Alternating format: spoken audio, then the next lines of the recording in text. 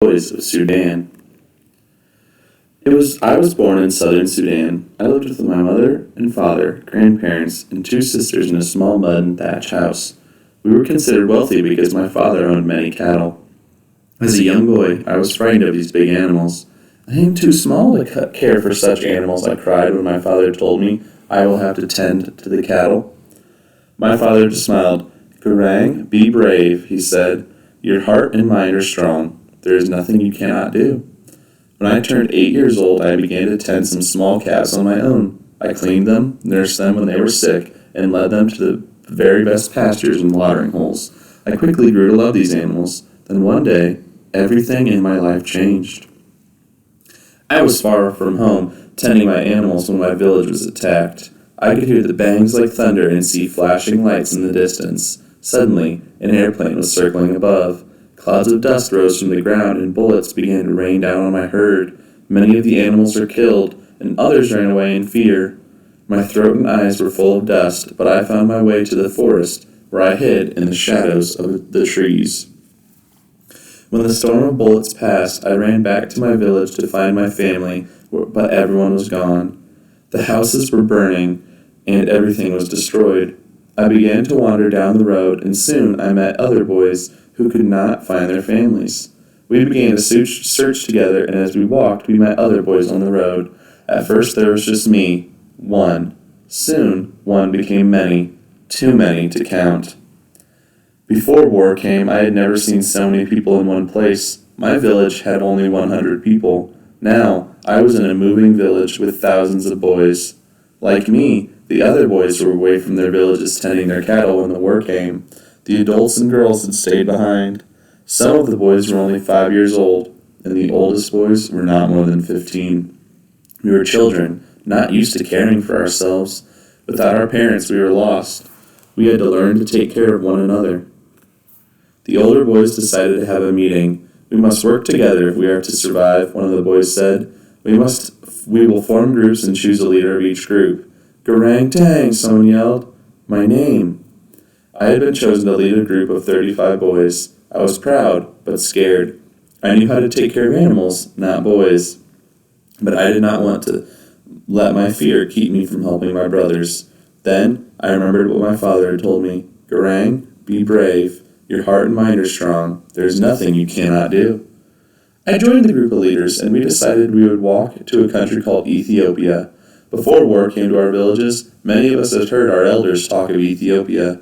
They said that Ethiopia would provide a safe place for Sudanese running from the war. Some of the older boys knew we must travel east to reach Ethiopia, and it was very far and our journey would be dangerous, but it was our only hope. We decided it was best to walk at night and sleep in the forest during the day to avoid soldiers and the severe heat of the sun. Many argued that it was too dangerous to walk at night because of animals hunting for food. After much talk, we agreed that the soldiers and their warplanes were more dangerous than the animals. We also decided that the older boys would adopt younger boys who couldn't care for themselves. I chose a boy in my group named Chuti Bol. He was only 5 and cried for his mother. The next evening, we found the road to Ethiopia. We were glad to have a full, bright moon, but it was still very dark. To make sure we did not lose anyone, each boy held the hand of the boy in front of him. Chuti was too small to walk long distances, so I often carried him on my back. Everyone was tired and hungry, but no one complained. There were a few boys in my group who knew how to find wild fruits that were good to eat and others who could hunt wild birds. Some days we had food to share, but most days there was no food to be found. We often ate leaves and bark from trees. Finding food was not the only problem. Many days it was hot and dry and we were very thirsty. Sometimes we had to drink our urine to get moisture to our bodies. There were times when we got very sick. We made sure to rest often so the weaker boys could keep up. We did many things to help us forget our hunger and our aching bodies.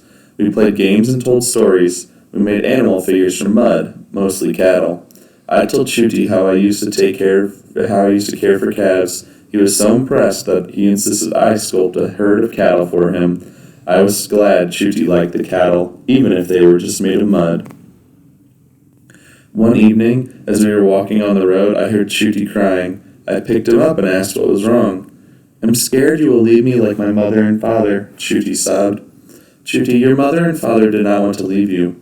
They loved you very much. They lost you when war came. Don't worry, I will take care of you, I said. But for now, daylight is coming and we must find a shady place to sleep.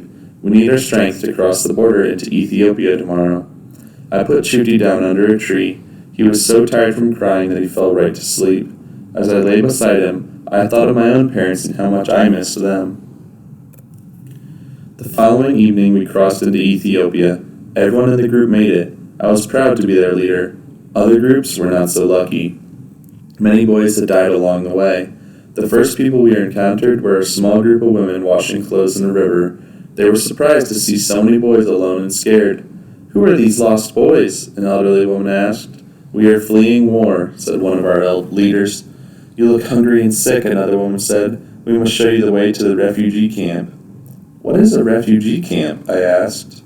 The women told us a refugee camp is a place for people to go when their country is not safe. This kind woman stopped their washing and put us up on the road to the camp. In the refugee camp, we met a man named Tom who was from the United States. His job was to help refugees like us.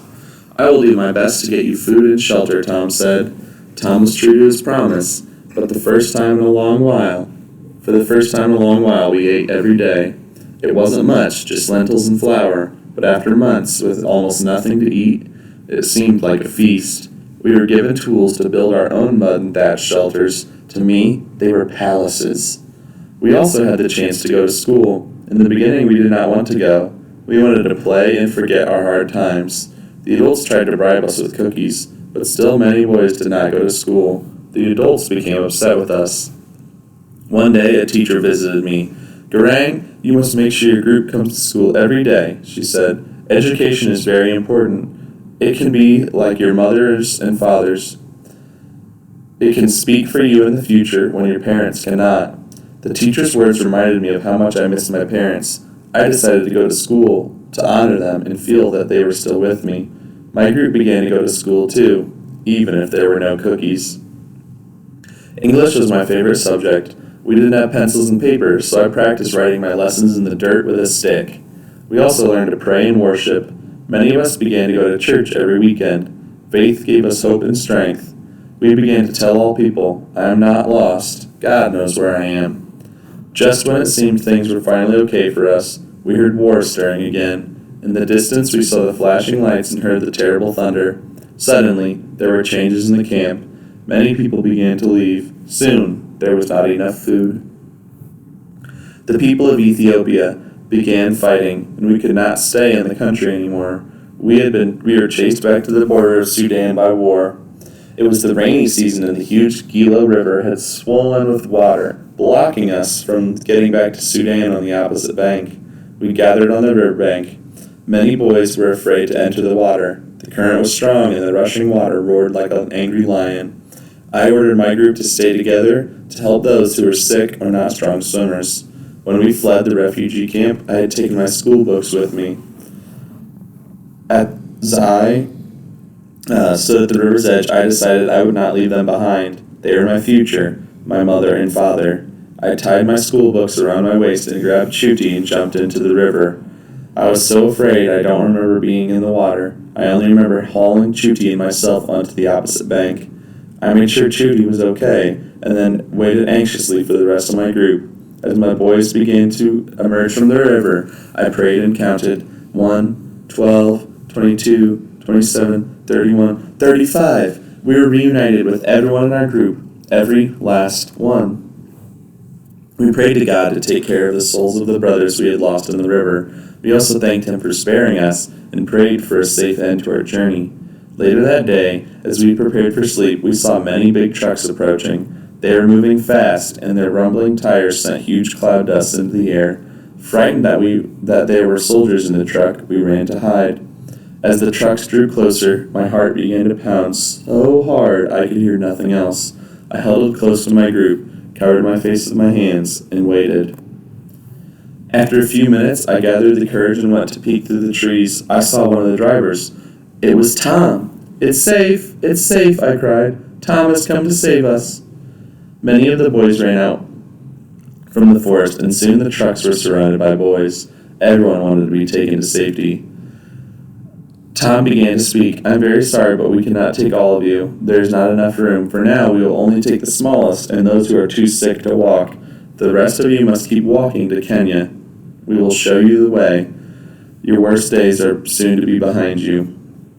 My group decided that Chuti should go in the truck and the rest of us would walk to Kenya. Chuti wept when I put him in the truck. You are leaving me, Chuti cried. No, Chuti, I said. I am sending you to a safe place. We will join you soon. Until then, you must be strong. As the trucks drove away, we could see Chuti crying as he watched us through the window. We were sad to leave him, but happy that he would be cared for until we met with him in Kenya. We rejoined the other groups of boys on the road to Kenya. Some parts of the road were well cleared and marked, others were not. We made sure to keep the trail well marked for the groups behind us. Many weeks later, we made it to a refugee camp in Kenya called Kakuma. There were thousands of people in the camp, but I was determined to find Chuti. I asked boys from the other groups if they had seen him. One of the leaders told me that Tom was taking care of him. Someone showed me to Tom's house, and there I found Chuti eating candy and drawing a picture. When he saw me, he ran to me and jumped into my arms. I thanked Tom for taking such good care of Chuti. Then Tom said he needed my help. Although you are safe for now, my work is not done, Tom explained. The war in Sudan is not over, and you and your brothers need to find a place to call home. But what must I do? I asked. You must tell your story, what has happened to you since war came to your country, Tom said. Your story can help prevent war from creating more lost children, and you can help find a home for yourself and your brothers. Your words will move caring people to help. So I shared my story with Tom. I talked all day and all night, then we cried and prayed. After telling my story, the storm of war no longer seemed as scary. The thunder was not as loud. A few days after our talk, Tom left the camp. Without Tom around, things began to change. Life in Kenya became very hard. There was not enough food. People were often sick and many died. Some boys in my group became so weak from hunger, they could no longer attend school. Then we thought of a way for everyone to get food and education. We took turns foraging for food and going to school. At night, the ones who foraged would share their food, and the ones who went to school would share their lessons. This way, we were able to feed our bodies and our minds. As I grew older, I tried to improve conditions in the camp. I helped form a drama club and a soccer league so that we could have fun things to do. I became a health educator. I taught boys to boil dirty water before drinking it, and other ways to prevent sickness. Chuti was growing older too. I continued to care for him, and he helped me in my work. He was a very smart boy who often tutored other boys in math and English. I became a young man with responsibilities which made me feel good. But despite my best efforts, life continued to be a daily struggle for survival. I often worried about my future and Chuti's. I was 21 years old when Tom returned to Kakuma. When I went out to greet him, I almost did not recognize him. His hair had turned gray. I hugged him very hard. You have changed, Tom, I said. Yes, I am now an old man, and you are a young man. Where have you been, Tom? Did you forget about us?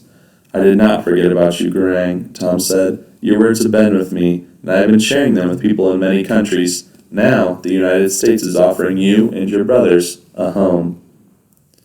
Tom called a meeting and told us about the United States. He said there would be people coming to teach us about this country in preparation for our journey. I remembered our teachers in Ethiopia telling us the United States was very far away and life there was very different. I was happy to hear my brothers and I would have a new place to live, but was also afraid.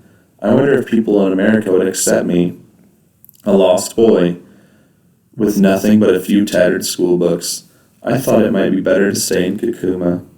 I went to the forest to be alone, to think about all the things Tom had told us. I also remembered my father's words. Your heart and mind are strong. There is nothing you cannot do.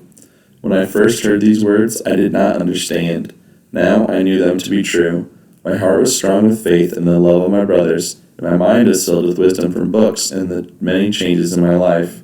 I was no longer afraid. I would find the strength to make a new life. I would find a new future.